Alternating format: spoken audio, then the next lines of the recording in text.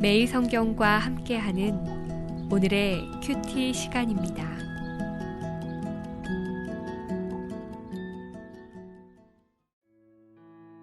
(11월 5일) 오늘의 말씀은 사사기 2장 11절에서 23절입니다.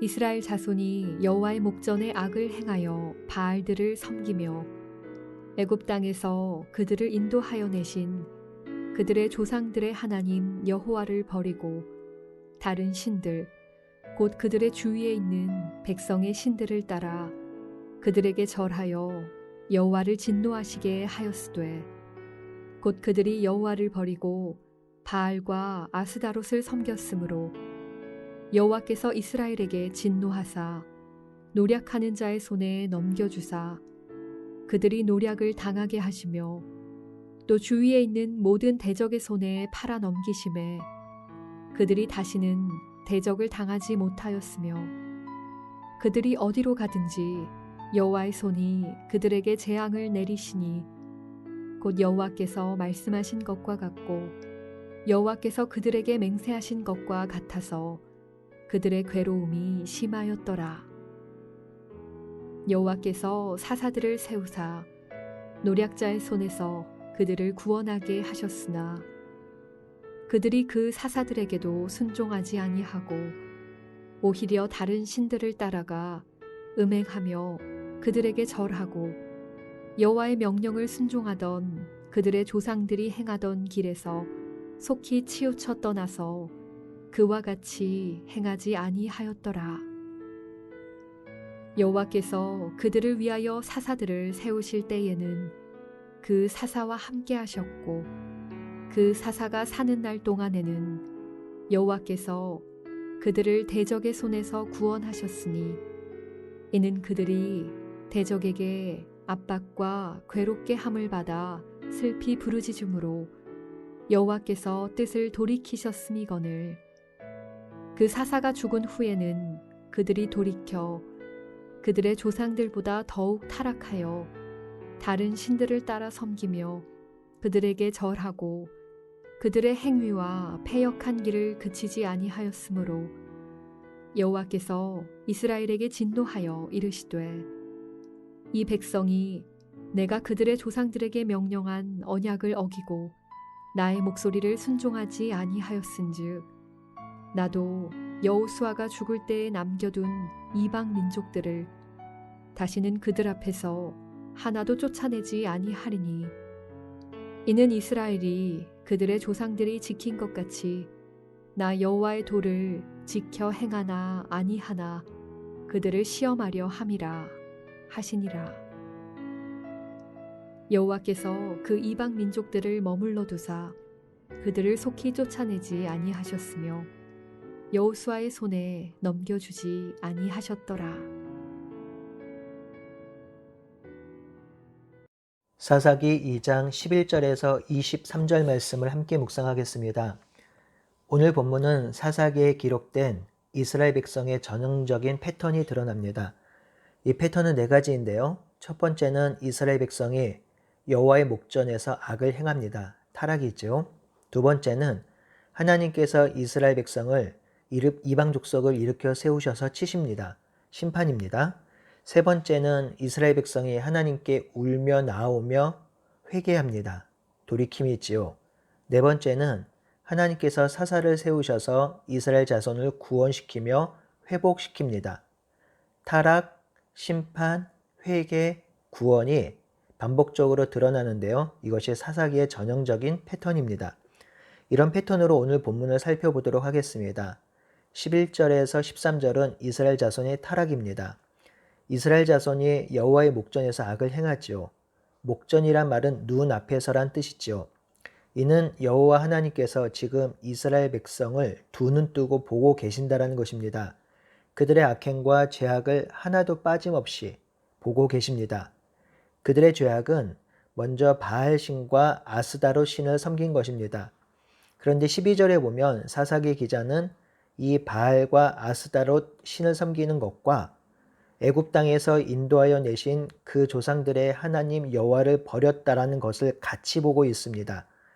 이는 바알과 아스다롯 신을 섬기는 것과 하나님을 겸하여 섬길 수 없다는 것을 전제하지요. 바알과 아스다롯 신을 섬기는 것은 하나님을 버렸다는 것과 같은 의미입니다. 백성들이 바알과 아스다롯을 왜 섬길까요? 그것은 바알과 아스다롯이 가져다 주는 유익이 많기 때문입니다. 풍요를 가져다 주고 욕망을 합리화해 줍니다. 그리고 욕심을 채우기 위해서 내 마음대로 내가 하고픈 대로 살아도 된다고 정당성을 부여해 줍니다. 그러나 하나님은 그렇게 말씀하지 않으시죠.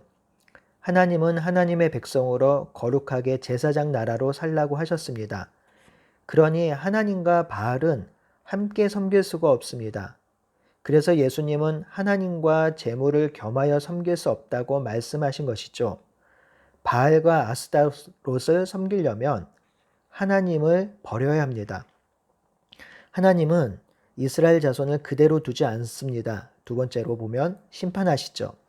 14절에서 15절에 하나님께서 진노하셔서 이스라엘 백성을 노략하는 자들의 손에 넘겨주어 노략당하게 하셨고 대적자들의 손에 넘기셔서 다시는 대적을 이기지 못하게 하셨습니다. 이는 여호수아에 기록된 전쟁과 전혀 다른 양상입니다. 왜인가요? 전쟁의 성패는 이스라엘 백성의 군사력이나 힘에 달려있지 않기 때문입니다. 전쟁의 성패는 하나님과 함께하는가 아닌가입니다. 하나님과 함께하면 하나님이 대장되어 싸우시니 승리하지만 하나님과 함께하지 않으면 대장이 없으니 패배입니다. 그러니 백성이 어디로 가든지 전쟁에서 패하고 괴로운 가운데 놓여져 있는 것이 사사기의 상황인 것이죠. 우리는 이 심판과 재앙에만 초점을 맞추어 하나님이 심판하는 것에 대해서 때로는 마음이 불편합니다. 사랑의 하나님이 재앙을 내리시는 것에 대해서 고민스럽기도 하지요. 그런데 13절에 보면 이 재앙을 내리시는데 이 재앙은 여호와께서 말씀하신 것, 맹세하신 것이라고 말합니다. 그러니까 이 심판과 재앙은 하나님과 이스라엘 백성이 약속하고 언약을 맺은 내용입니다. 하나님의 말씀대로 순종하면 복을 누리고 하나님의 말씀에서 돌이키면 심판이 있을 것이라고 분명히 말씀하셨습니다.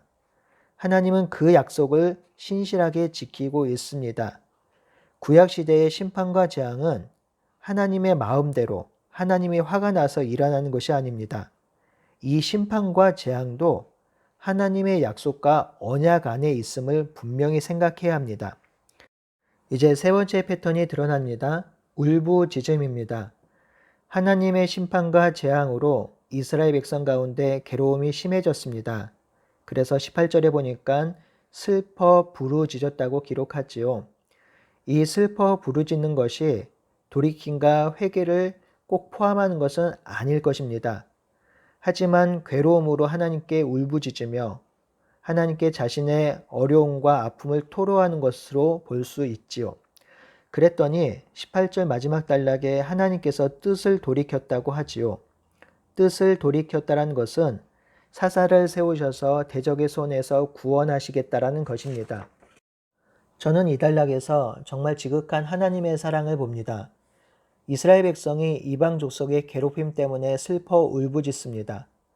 하나님은 그 울부짖음에도 반응하십니다. 이스라엘 백성이 애굽에서 종으로 살 때 애굽 왕 바로가 이스라엘 백성을 학대하자 그 고된 노역으로 인해 하나님께 부르짖었습니다. 그러자 그 소리가 하나님께 상달되었고요. 하나님은 그 울부짖음을 들으시고 언약을 기억하셔서 그들을 돌보시고 출애굽시키셨습니다.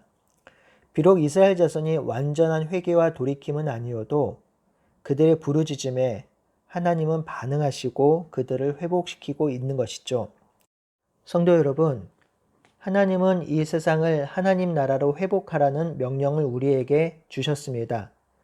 하나님은 그 명령을 수행하는 것에만 관심을 갖는 분은 아닙니다. 하나님은 그 명령을 수행하는 하나님의 백성 한 명 한 명에게 관심을 갖고 계십니다. 그리고 그 백성의 애통하고 슬퍼하고 탄식하고 목 놓아 우는 울부짖음에 귀를 기울이십니다. 그러니 성도 여러분, 혹시 우리가 아픈 가운데, 슬픈 가운데, 고통 가운데 있다면 우리 하나님께 나아가서 토로합시다. 모두 아뢰읍시다. 모두 탄원합시다. 우리 하나님께서 우리가 부르짖는 소리를 들으시고 하나님의 뜻 가운데 응답하실 것입니다. 이제 네 번째 패턴, 하나님의 구원입니다. 이 구원은 사사를 세우시는 것입니다. 사사를 세우심으로 노력하는 자들의 손에서 구원하시죠. 18절에 하나님께서 부르짖는 백성을 위해 사사를 세우실 때에 그 사사들과 함께 계셨고 그 사사가 사는 날 동안에는 여호와께서 백성들을 대적의 손에서 구원하셨다고 기록합니다. 또한 사사들 세우실 때에 함께 하셨다고 하지요. 하나님과 함께한 사사가 있는 날 동안에는 하나님이 백성을 구원하셨다고 합니다. 사사가 대단해서 사사가 힘이 있고 능력이 타원해서 그 백성을 구원한 것이 아닙니다. 사사와 하나님이 함께 하시기 때문에 백성을 구원한 것이죠. 이스라엘 백성의 회복에 가장 중요한 것이 백성이 사사의 다스림을 받아 하나님과 함께하는가 아닌가입니다. 이런 관점에서 볼 때 이스라엘 백성의 가장 심각한 폐역은 13절에 있는 바와 같이 여호와를 버린 것입니다. 하나님과 함께하지 않은 것입니다. 하나님을 등진 것입니다.